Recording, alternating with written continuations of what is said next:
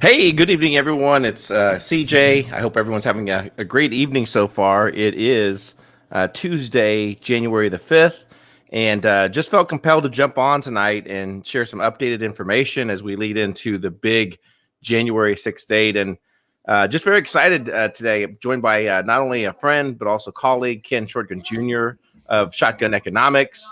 And also a contributor at the Gadfly Multi-Channel Network. I've followed Ken's work for a long time now. He's a terrific writer. His work has been featured on Zero Hedge before, at least once, right, Ken? Probably. At least I remember it. I remember we were like, "Yeah, Ken's on Zero Hedge." I'm not one of those type of people who Google myself. Okay. but then again, a lot of the work that may have been published in the past went to wayside when good old Rothschild, the owners of the Economist magazine, took me to court because my old website, the Daily Economist, sounded too much like theirs. So yeah, probably all that stuff went by the wayside. Yeah, well, and again, I appreciate you jumping on tonight because there's some important information that I thought we should chat about before tomorrow, because there's some obviously there's some discussion in terms of the plan for tomorrow, but then also more importantly, monitoring and observing what's taking place in Georgia right now. Ken, so you want to break that down for us? Yeah, it was kind of interesting because just before we popped on, I mentioned on Twitter Staci Abrams, the individual who claimed victory in the governor race a few years back and still claims that she won and that the Republican lost. Well, she came out and said that the Democrats both won. And this was about an hour and a half ago. At the time, of course, we were getting in early ballots, the absentee ballots and such. And sure enough, both Democrats had a little bit of a lead. But now that we're starting to get to the actual county numbers, as you can see from from what you have up, the Senate race results, both Perdue and Loeffler have taken a decent-sized lead, and it's only going to be a matter of time. I'm waiting for the water pipes to burst again. And USPS to say, we don't know what's going on. Somebody stole our vans and boxes were shipped and the like. But I think because there's so much eyeballs on this election, there's not going to be a lot of shenanigans. Though, at the beginning of the day, in Republican strongholds, the Dominion voting machines failed. Imagine that. Well, Ken, one thing that's very interesting, and why this Senate, runoff is just so important, because obviously we're talking about control of the Senate and literally establishing a supermajority. I believe that's what's referred to as a supermajority, when one party has both the House and the Senate. But also, before we hit the live button, Ken, we were talking about if this happens and we see the Republican. The two senators win, what does that do in terms of the probability that Biden truly won Georgia? Wouldn't that be mathematically, statistically impossible for that to happen? I mean, I don't know. I'm just throwing it out there. Well, the fact of the matter is, the Republicans want the two Republicans to win so they can keep the status quo. That's really, the Wall Street loves divided government, and that's almost why you see every time in midterms, it doesn't matter who's president. The midterms, you could be Ronald Reagan, he still lost members of the House when he got to his second term or the midterm. They love divided government because less and less gets done, or happens is you have the compromise of both parties being willing to, as in 2008, bail out the banks, Dodd-Frank, and of course push everything to the Fed, to allow the Fed to dictate not just monetary policy but also fiscal policy. So the Democrats, if they get control, then you're going to see a reinstitution of things like Obamacare, the Affordable Care Act, the mandates removed, a lot of executive orders, but you are going to see also the Iran deal put back in place, the Paris Climate Accords, a number of things that really are going to be an absolute detriment. And if you think about it, those who are funding most of these new congressmen and the squad and the progressives, they're being funded by the NGOs, by Soros, by a number of different agencies and institutions alike. They're not doing it because they want to bring about a new world order like the World Economic Forum is.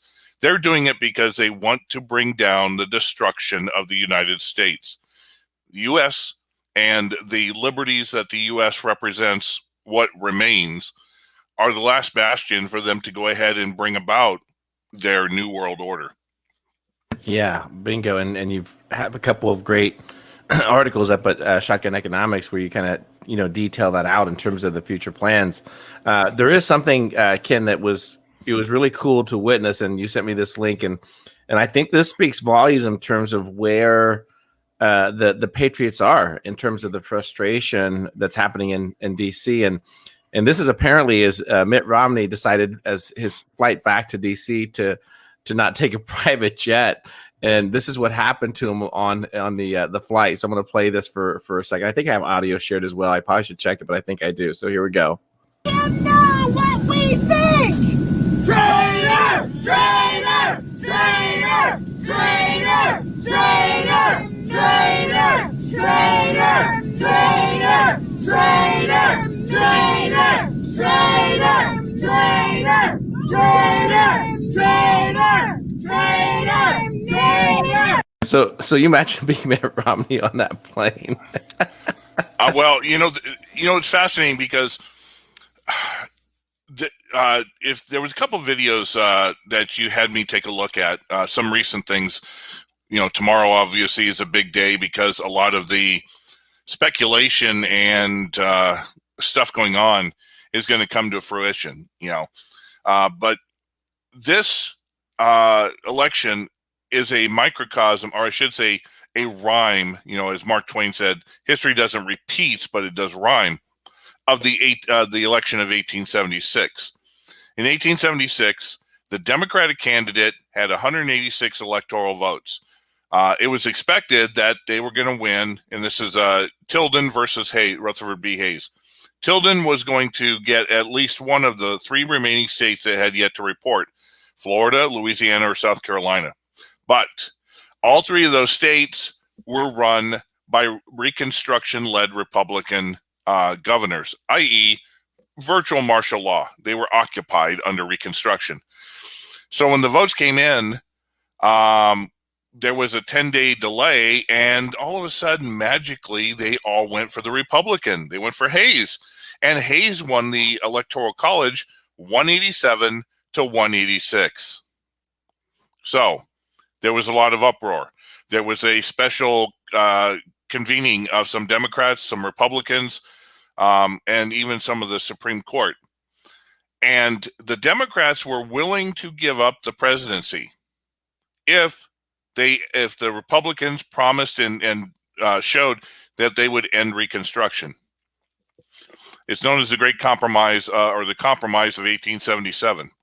So that was done, and the Democrats regained the South. And for the longest time, if you remember what we used to call in the 50s and 60s, the Blue Dog Democrats, the Democrats got the South back. The Republicans had pretty much the North, California and the like. And we had a Mason-Dixon line, even though the Civil War was over, but it was political. Fast forward to today, there are four states that represented four potential anomalies in the election: Georgia, Pennsylvania, Michigan, and Arizona. And they decided to go after Georgia and Pennsylvania as the two primary ones. Well, Pennsylvania did an interesting thing, because the Supreme Court is scared to death of two things. One, there's that rumor going on that Justice Roberts is afraid of Antifa coming in, doing a riot and burning down DC if they decide to do this. The second thing is is that the courts were crucified back in 2001 when they intervened in Bush-Gore. So the Supreme Court has done its best to stay out of it, despite the fact that they should have been doing their job. One of the things that was pointed out is that the courts were supposed to be the ones to deal with problems before the election took place, deal with problems immediately after the election. And what they did is they kept pawning it off and making things, oh, you don't have standing. Oh, we can't rule on that because it hasn't occurred yet. And then all of a sudden, their famous one, well, it's too late for us to rule on anything. So, they were involved in this together. And now you got to remember, what we are seeing is we are seeing a power struggle at many levels. Trump was, the fear of Trump was so big that this occurred going back to even before election night. There was money that was set aside. The intelligence agencies were already infiltrating his campaign. Then there was the after effect where, you had the Sessions goes in. They already had stuff on him. So he went out, forget his last name, Rosenstein. He took over. He's part of the deep state like Barr was. And, they just made his life a living hell because he came in to drain the swamp, but the swamp was not going to be drained. Fast forward to today, one of the reasons why you're seeing Governor Kemp in Georgia and the Republican Secretary of State kowtowing to the fraud is because, like almost every single major politician, Epstein files or not, they have dirt on them. This is why many in the court abstained from taking the case of Texas. This is why the individuals like Kemp are abstaining from doing what's right. The only ones who have done what's right are the Republican legislators in Pennsylvania. And that's why when they sent the electors, they said, here's the electors from the executive branch, but here's our choice of electors. And according to the Constitution, the legislature makes the decision. Now, here's the problem. Just as the government, Congress is supposed to deal with the money and deal with appropriations. The Treasury is supposed to, according to the Constitution, mint the money. Both of those entities passed on their authority and powers to the Federal Reserve. Well, except for Pennsylvania, where the legislature still has control, the other states passed on their authority to the executive branch, which is the governor and the Secretary of State. This is another reason why a lot of the elections that are being funded by Soros and the like, and I'm just going to use him to represent all the NGOs, all of those who are trying to bring about the fraud, they're going after district attorneys, secretaries of state, etc., because that's where the control is. Remember what Stalin said.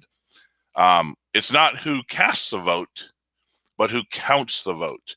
In this case, most often it's the Secretary of State and the election commissions under the Secretary of States of the states that can keep the fraud either from occurring, or they can be a part of it and allow it to happen. Correct. Yeah. Great information, Ken. And there was a couple of discussions in regards to potentially how tomorrow could play out. We don't have to listen to the entire thing. However, I think that in terms of some of the analysis, it kind of gives us some information in regards to how the House and Senate plan to act tomorrow on this day. But the first one is in regards to, I think that you were speaking of. Let's play this for just a few minutes so that our audience gets an opportunity to hear this. And this is via Unused Max. What Mike Pence could do, and what he should do, in fact, is to direct a question back to the state legislatures when there are two competing slates of delegates from these 6 states. He can ask that question to the states and say, well, state legislatures, I have an oath to the Constitution to uphold the Constitution as written, and Article 2, Section 1.2 says that the state legislatures direct the manner in which electoral delegates are selected. So you tell me which of these 2 slates was selected in the manner that your state General Assembly has designated. President Trump's attorney, Jenna Ellis, citing the constitutional powers of the vice president, asked state legislatures who have been mostly silent during this whole process to address their elections. Some of those elections that were conducted against the laws passed by those very legislatures. Alan Dershowitz is professor emeritus, Harvard Law School, author of Guilt by Accusation, Unused Max analyst, and host of the Dersh Show podcast. Sir, welcome to the Chris Salcedo Show, and Happy New Year. Happy New Year to you. Thank you for having me on. So what is your evaluation of Ellis's prescription here? Is her reading of Article 2 correct? Well, the reading of Article 2 is correct. It's up to the state legislatures to determine how to select electors. I'm giving you an absurd hypothetical. If the state of California tomorrow were to become that legislature, be a majority Republicans, they could say for the next election, we don't trust the people, they're all Democrats. We're the legislature going to select the electors. The people of California will have no right to vote in the next presidential election. Technically, under the Constitution, that would be lawful. There's nothing in the Constitution that requires people to vote for electors. The state legislature could determine who the electors are. That's not the tradition. That hasn't happened in this country since the establishment of the Constitution. And the power of the state legislatures are pretty broad, but nobody has ever tested whether the state legislatures continue to have power after they set out the conditions for selecting the electors, whether they have power to select which of the electors is the right slate after the election's been held. That's a new question. Correct. And, I think they wouldn't have any political impetus to do so unless there was significant questions being called in about the legitimacy of the vote. And in several of these states, there is. Let me just ask you to address the simple fact that several states, I think this is beyond dispute. I have found nobody to dispute me on this, that at least 4 states, and they were named in the Texas lawsuit, they violated their own laws passed by their legislatures. They were violated by either their chief executive or by their courts, which of course is illegal. Doesn't 75 million Americans out there who supported Donald Trump, don't they deserve some sort of remedy for states who say, hey, you know what, this year, we're just not going to follow our laws, whether it's COVID or whatever they're using as an excuse? Every state is different. In Pennsylvania, for example. We can stop it there. Ken, I think that's most the gist of it. And I think that's what most people need to listen and really try to really understand was that, in several of these states, you had individuals who decided upon themselves to literally change the voting procedures and violate the Constitution. And that cannot be disputed. That's fact. What are your thoughts, Ken? Well, like I said, except for Pennsylvania, every other state has delegated their legislative authority, which is the Constitution. Constitution says Congress isn't going to do it, but the legislatures will determine the electors. And so what they did is they delegated to the executive branches of their states. Now, there's a really interesting tangent about this, is that somebody asked me early on when the fraud was saying, well, if it's proven in these states that the fraud was for Trump, are they going to change the vote for, i.e., the Senate candidate in Michigan who lost to a Democrat? Because obviously the fraud would be on that too, right?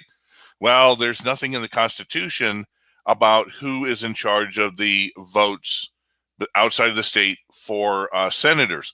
Because when the Constitution was written, if you remember, senators were appointed appointed by the legislatures to Congress. It wasn't until the 15th or 16th Amendment where direct election of senators came. And ironically, the reason that the direct election of senator amendment came about was because many states, including like Washington State, some of the new ones that came out of the territories of the late 19th century, early 20th century, they weren't even bothering to send senators to Congress. Of course, you had to go by train back then to get to D.C., but they wouldn't send them, so there wasn't even enough members of Congress to hold a quorum. So that's why they decided to do direct election of senators, because the legislatures themselves were too frickin' lazy. And now we see it again today. They're too lazy to do their jobs when it comes to dealing with the electors every 4 years. So instead, they delegated to the Secretary of State. And guess what? We remember back in 2016 and 2018, Broward County, that chick who had been there forever, who had, in Debbie Wasserman Schultz's district. She'd been propagating the fraud until DeSantos fired her ass. So. Yeah. Now that's yeah. And again, I think that as tomorrow plays out, and this was another key portion that I had shared with you, and this is regards to what potentially the House and the Senate, and it appears that Jim Jordan and also Ted Cruz have been trying to strategize in regards to how this gets played out a little bit tomorrow. Did I click on the right one? Are they both from Unused Max? They might be. I think they are. Okay. So I thought for a minute I put on the wrong link. So let's jump into this conversation real quick, Ken, because I think this is also kind of gives us a little bit of an idea of what may transpire tomorrow. Bringing in Congressman Jim Jordan, one of the heroes down there, Republican of Ohio. Congressman Jordan, were you there for that moment?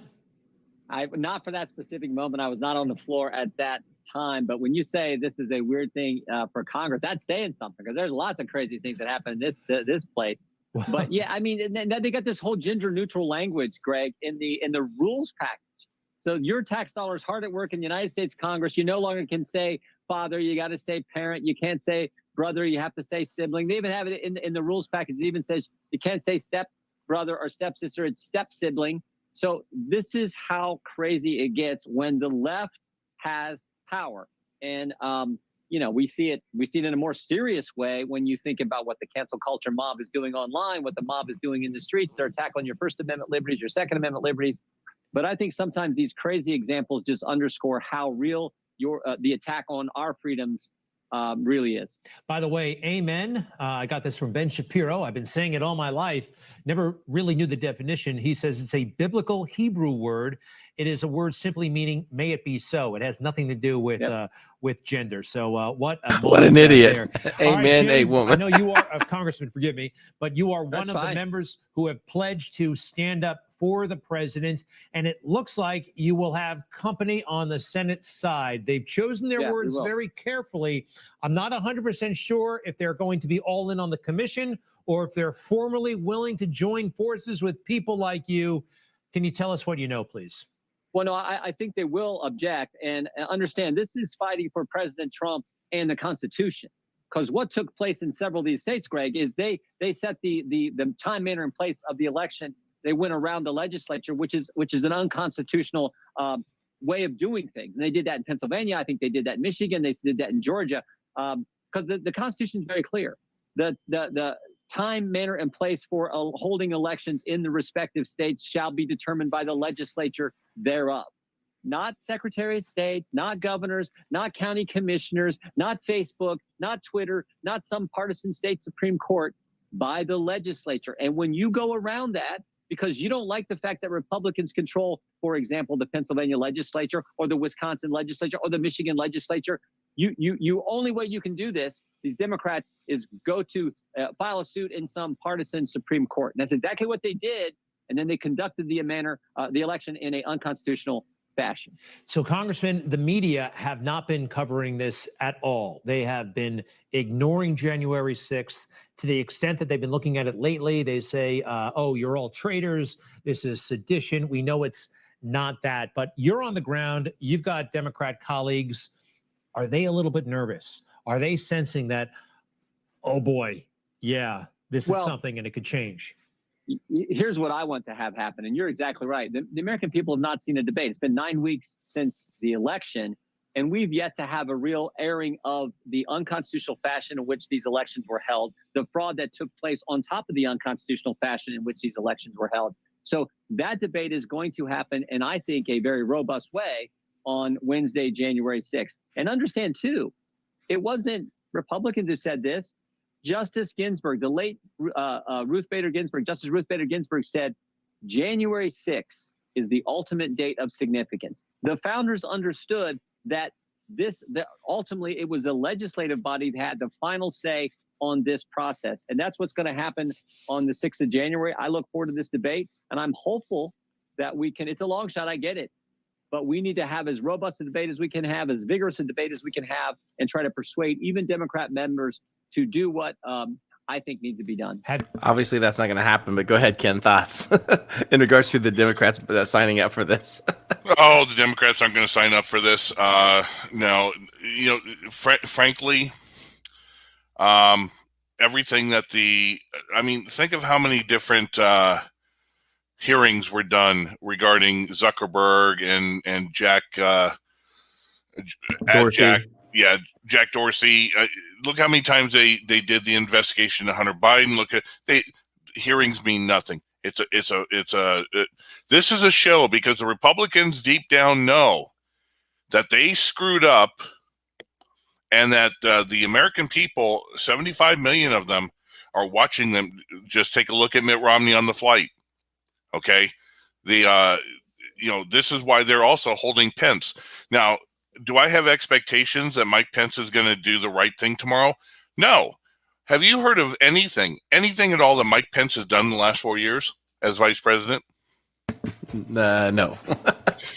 There's an old joke going back to the 19th century that said there were once two brothers. One went out to sea, the other became vice president, and neither were heard from again.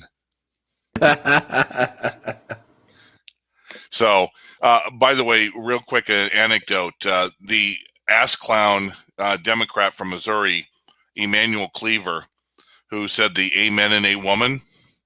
When you want to think about how ignorant he is, the dude graduated from St. Paul's School of Theology. Oh, gosh. He should know what amen means. You would think. Now, but the Democrats have been going for the least common denominator in IQ for a long time, because, and it's the same thing with the Republicans. The Republicans may be more intelligent. I mean, Dick Cheney and what he did in the Bush administration, that's not stupid. But what it is they're the ones who are in control in the Republican Party are much more corrupt. They're just as corrupt as the Swalwells. It's kind of funny because Swalwell and gosh, who's the other clown from California? I lost my train of thought here. Yeah, you know who I'm talking about, Bug-Eye. Yes. Yeah, I mean, they're petty. But what stands out is that they can do their corruption and nobody questions it. I mean, there's no investigation by the FBI because the FBI is corrupt. No investigation by the media. The media is co-opted and corrupt. Here's the biggest problem. Yeah, thank you. Thank you, Schiff. Good monster. Yeah. Here's the biggest problem. And this is something I mentioned over at the Gadfly when you and I were on over the weekend. America, institutionally, has become corrupt at every single facet. From families where men are vilified, where divorce rates are above 50%, where the birth rate now is below enough to carry on the population. The education system is corrupt. The corporate system is corrupt. The churches are corrupt. The spiritual, social, financial, economic, and political systems are all corrupt. And what we saw especially is that for the most part, until this year, it's the first time we had conservatives actually get up the MAGA rallies, the boat parades, and this and that. Most of the people were willing to be the frog in the boiling water until recently. Now things have reached that peak. And one thing I pointed out, some here listening may have heard me in the past, but every second and third decades of every single century is a populist movement. Okay, we had going back to Rome. Rome fell in 412 AD. The 17th century, we had the Spanish Civil War. The 16th or the 17th century, we had the 30 Years' War, the Reformation. We had the 18th century, we had the Spanish Civil War. 19th century, we had Napoleonic Wars. 20th century, we had the breakup of 4 empires at the end of World War I and the rise of the nation states. We're in a populist movement. The EU is breaking up. The United States in its corruption is breaking up. The East is rising. The dollar is falling. No matter what happens tomorrow, no matter what happens in this election, this populist frequency shift is not over. And it may culminate in what some people are thinking about of secession by a number of states, a civil war, but it's going to be not political, the South versus the North. It's going to be people against people. And it's just, we are at a point where the globalists have been trying to bring, or the elites have been trying to bring about globalism, but in a populist era, you can see that they've fallen by the wayside. Trump isn't just a president. He's a cult of personality. He is the symbol. And no matter what happens, his being a symbol, just like the progressive era from 1900 to 1920, the Republicans pretty much led the progressive era. It wasn't the Democrats. This is a populist era, and things will inevitably change, either by the powers that be finally giving up, or by force. You can't fight nature no matter what. Yeah. That's why I always enjoy our discussions, Ken, because you have such a vast amount of information as it relates to history and the cycles that occur, and there's no doubt that we're entering into one of those. So, Ken, any thoughts in regards to tomorrow and how it gets played out? It's going to be a very interesting day. I'm very excited to be documenting this, to be part of this history making as we go through this collectively. Ken, your closing thoughts. Yeah, there's been a lot of speculation, a lot of rumblings that there's this big plan in place. I have not spoke on it because I really don't know. I'm not an insider to that type of information, and I've come to the realization that the alternative media could inevitably shoot itself in the foot if it went all the way with Q and all the way with Barr and all the way with Durham and all the way with all the Insurrection Act and nothing happens. Okay, the alternative media could be put on the shelf just like Fox News was when they had the audacity to alleviate the fraud. So with that being said, there's a lot of potential that can happen tomorrow. One of the things that Jim Jordan mentioned was that he could call for a removal of Pelosi or the speaker from the chair.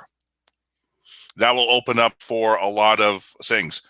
The biggest problem with the debates is that for things to go to the courts or things to go back to the legislature, you need passage by both houses of Congress. Pelosi and the Democrats will ensure that doesn't happen. And who knows what McConnell's going to do. McConnell's bought and paid for. McConnell and Lindsey Graham were two that, and Romney was just quiet during the Trump years, but they were controlled opposition in that. With that being said, if Pence does one of two things, if he says, you know what, it's my duty to follow the Constitution Article 2 says that the state legislatures will determine the electors no matter what, then Pennsylvania is in play. That's not enough electors for Biden. Now all of a sudden it goes to the House, and we see a vote in regards to one vote, one state. And I think the number is Republican legislatures run the states 27-23. We could see it that way. Or Pence could say, no, I just approve it because you know what? I'm just a closet deep state shill, which everybody thinks he is. And we get what we get. And then it's going to be up to the people. And with 2 million expected to be in D.C. tomorrow, It looks like they've already prepared for Antifa to do some terrorist attacks because there were propane tanks, bricks, and lumber that suddenly magically appeared on the street corners in DC awaiting tomorrow.